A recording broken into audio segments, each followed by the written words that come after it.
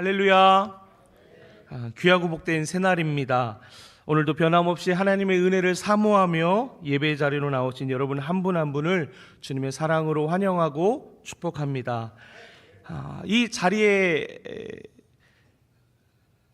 설 기회가 여러분들 별로 없으시죠?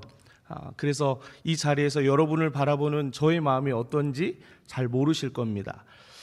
이 새벽에 특별히 이 자리에 서서 여러분을 보면 참 보기가 좋습니다.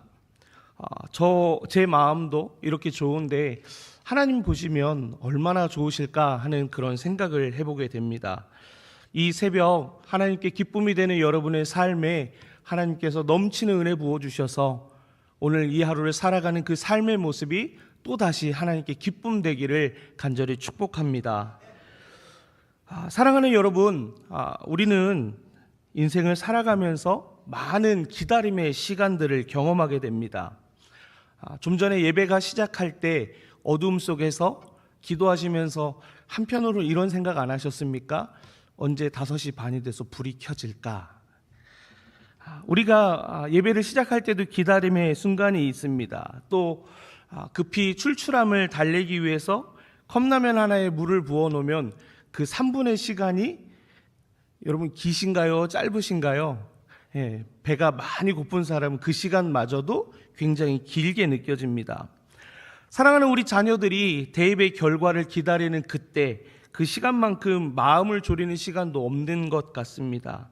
새로운 직장의 결과를 기다리고 또 짝을 만나 가정을 이루는 그 감격스러운 순간을 기다리는 우리 청년들의 마음도 굉장히 그 기다림이 쉽지 않지 않을까 싶습니다. 뿐만 아니라 이 새벽에 잠을 깨어 하나님 앞에 나와 간절함으로 기도하는 그 기도의 시간, 내 기도 가운데 응답되어지는 그 시간을 기다리는 것도 참 쉽지 않은 시간인 것 같습니다. 그 기다림의 시간에 설렘이 분명히 있지만 그 기다림은 참 쉽지가 않습니다. 그래서 우리를 조급하게 만들어서 우리의 마음을, 우리의 믿음을 흔들 때가 한두 번이 아닌 상황들을 우리는 경험하게 됩니다. 오늘 함께 본 성경 말씀 속에 예수님은 하나님 때를 기다리는 믿음의 본보기를 보여주십니다. 우리가 하나님의 때를 기다릴 때 어떤 모습으로 기다려야 하는지를 보여준다라는 겁니다. 예수님의 형제들은 예수님께 말했습니다. 지금이 바로 때입니다. 유대로 가서 당신을 세상에 드러내십시오라고 말을 했습니다. 하지만 예수님은 하나님의 때를 기다리며 형제들의 요청을 거절하셨습니다.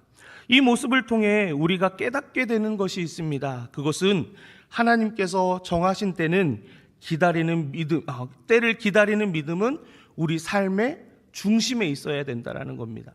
제가 더듬어서 다시 한번 말씀드리겠습니다. 하나님께서 정하신 때를 기다리는 믿음은 우리 삶의 중심에 있어야 한다라는 겁니다. 그러면 오늘 본문의 말씀을 통해서 어떻게 우리가 하나님을 기다려야 하는지, 하나님의 때를 기다려야 하는지 자세히 한번 살펴보도록 하겠습니다. 예수님께서 하나님의 때를 기다리는 그 과정 안에서 우리에게 주는 3가지 교훈이 있습니다. 그 첫째는 하나님의 때는 우리의 때와 다르다라는 겁니다.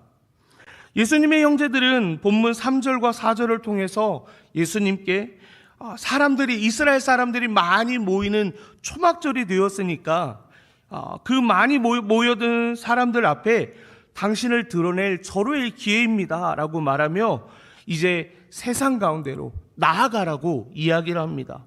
그러나 그들의 생각은 세상의 성공과 명예에 초점이 맞춰져 있었습니다. 예수님은 형제들의 말에 본문 6절의 말씀으로 답을 하고 계십니다. 우리 함께 본문 6절의 말씀을 읽도록 하겠습니다. 예수께서 이르시되 내 때는 아직 이르지 아니하였거니와 너희 때는 늘 준비되어 있느니라. 아멘. 우리가 함께 읽은 본문의 말씀에서는 2가지의 때를 보게 됩니다. 하나는 내 때이고 또 하나는 너희 때입니다. 먼저 너희 때의 의미를 살펴보면 이 너희 때, 형제들의 때는 인간적인 욕망과 세상의 방식이 작동하는 시간, 그 시간을 의미합니다. 반면 예수님께서 말씀하신 내 때는 하나님의 그 구속의 계획에 따라서 정해지는 시간, 곧 하나님의 시간을 의미합니다.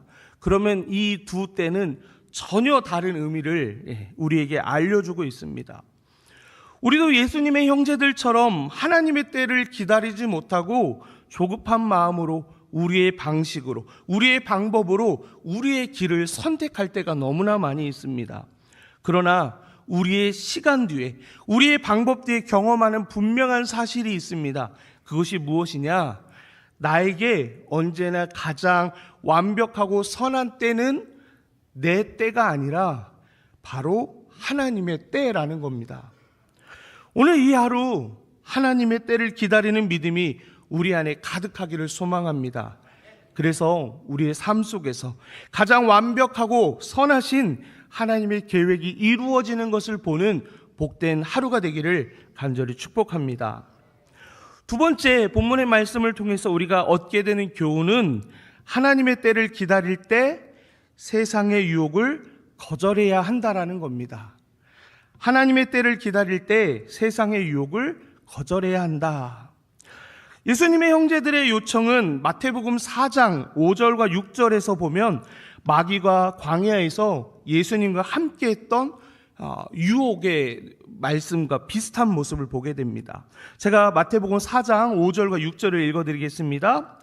이에 마귀가 예수를 거룩한 성으로 데려다가 성전 꼭대기에 세우고 이르되 내가 만일 하나님의 아들이여든 뛰어내리라. 기록되었으되 그가 너를 위하여 그의 사자들을 명하시리니 그들이 손으로 너를 받들어 발이 돌에 부딪히지 않게 하리로다 하였느니라. 이는 세상의 방식입니다. 세상의 인정을 받도록 하는, 곧 자신을 드러내라는 요청과 동일합니다. 그러나 예수님은 이 유혹을 단호히 거절하셨습니다. 예수님은 세상의 인정과 성공이 아닌 하나님께서 기뻐하시는 길을 선택하신 것입니다. 오늘 우리도 세상의 방식과 하나님의 방식 사이에서 선택의 갈림길에 서게 됩니다. 믿음으로 살지 않는 사람들이 이 선택의 길에 서게 될까요? 아니요, 그렇지 않습니다. 그들은 그들의 마음대로, 그들이 생각하는 대로 가면 됩니다. 하지만 우리는 하나님을 믿기 때문에 세상의 방식과 하나님의 방식 그 사이에서 서서 어떤 선택을 해야 하는지 늘 선택의 갈림길에 서게 됩니다. 그때마다 우리는 예수님처럼 세상의 유혹을 거절하고 하나님의 뜻을 따라야 합니다. 그러면 유혹을 거절할 힘이 우리에게 있느냐? 여러분, 유혹을 이겨낼 힘이 여러분에게 있으십니까? 있다고 하시는 분도 있는 것 같고 없다고 하시는 분들도 있는 것 같은데, 제 자신을 보면 딱히 그럴 유혹을 이길 수 있는 힘이 있다고 느껴지지 않는 모습들이 더 많은 것 같습니다. 그런데 그런 저에게, 그런 우리에게 하나님께서는 고린도전서 10장 13절의 말씀을 통해서 우리에게 말씀하십니다. 사람이 감당할 시험 밖에는 너희가 당한 것이 없나니 오직 하나님은 미쁘사 너희가 감당하지 못할 시험 당함을 허락하지 아니하시고 시험 당할 즈음에는 또한 피할 길을 내사 너희로 능히 감당하게 하시느니라. 아멘. 우리 앞에 유혹은 우리가 감당할 못할 시험이 아닙니다. 뿐만 아니라 피할 길을 하나님께서 내어주셔서 능히 감당하게 하신다라고 분명히 약속하고 계십니다. 이 말씀을 통해서 우리에게 그 유혹을 거절할 힘이 있다라는 것을 믿으시기 바랍니다. 사랑하는 여러분, 예수님께서 마귀의 시험을 어떻게 이기셨는지 아십니까? 바로 말씀으로 이기셨습니다. 예수님도 말씀으로 마귀의 시험을 이기셨습니다. 오늘 이 하루 하나님의 때를 기다리는 여러분들이 유혹으로부터 이길 수 있는 방법, 바로 그 방법은 바로 말씀을 가까이 하는 것. 말씀을 가까이 함으로 세상의 유혹을 이길 수 있다는 것을 기억하시기 바랍니다. 그리스도인들의 승리의 비결이 다른 것에 있지 않습니다.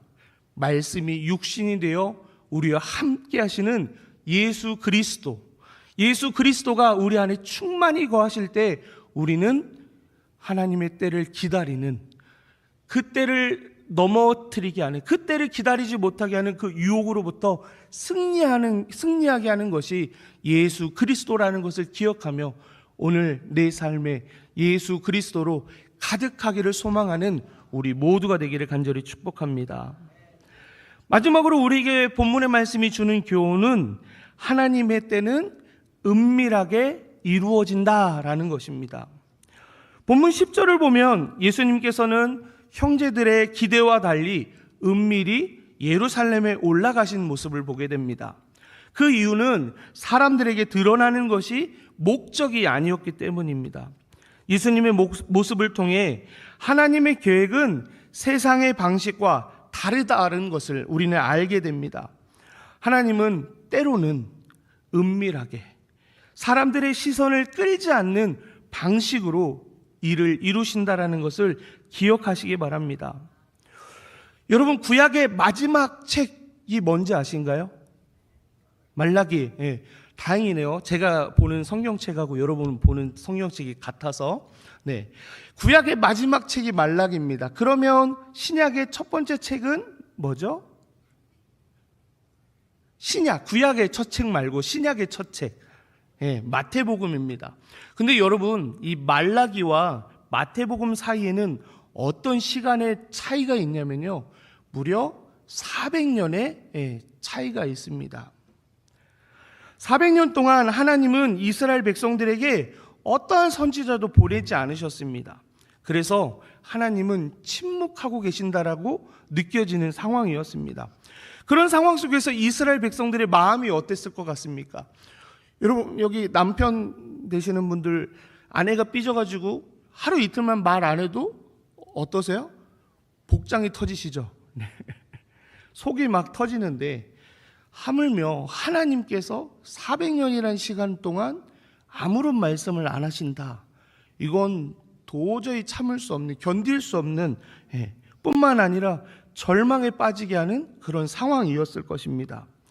그런데 여러분, 답답함과 절망 가운데 하나님은 과연 가만히 계셨을까요?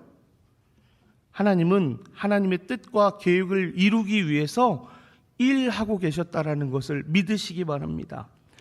당시 세상을 제패했던 나라가 로마였습니다. 이 로마가 세상을 지배하면서 많은 땅을 정복했을 때 했던 방법 중에 하나가 뭐냐면 도로 공사를 했습니다. 그래서 모든 길은 어디로 통한다? 로마로 통한다. 이런 말을 할 정도로 정말 길을 잘 닦아 놓았습니다. 또한 로마는 헬레니즘 문화의 영향을 받았습니다. 그래서 로마 제국의 동부 지역, 그러니까 이스라엘 위쪽으로, 트르키에나 소아시아 이 지역이 사용하고 있는 주 언어가 바로 신약을 기록한 헬라어였습니다.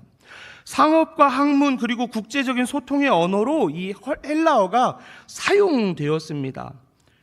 그러면 이 헬라어는 복음 전파의 중요한 공통의 언어가 되었고, 신약 성경도 이 헬라어로 기록되어졌다라는 것은 단순히 우연히 그렇게 되지 않았다라는 것을 우리는 보게 됩니다. 곧 복음이 전해질 수 있는 모든 상황들을 하나님께서 준비하셨다라는 겁니다. 그리고 끝내 하나님의 때가 되어서 예수님을 우리에게 보내주셔서 온 인류를 구원하시는 놀라운 일을 이루셨습니다.